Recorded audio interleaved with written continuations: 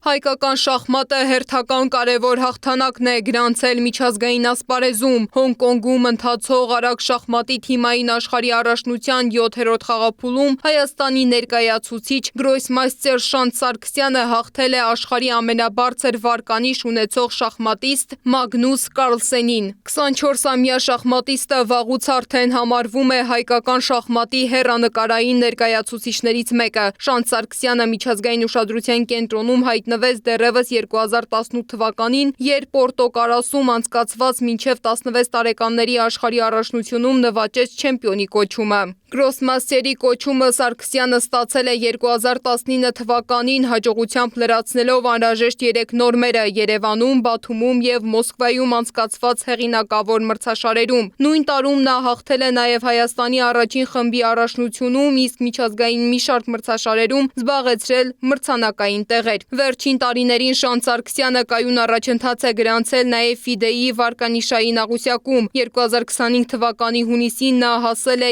իր կարիերայի ամենաբարձր ցուցանիշին 2669 վարկանիշային միավորի, իսկ նույն տարվա աշնանը արդեն Հայաստանի թիվ 1 շախմատիստն էր և աշխարհի լավագույն 50-յակի ներկայացուցիչներից մեկը։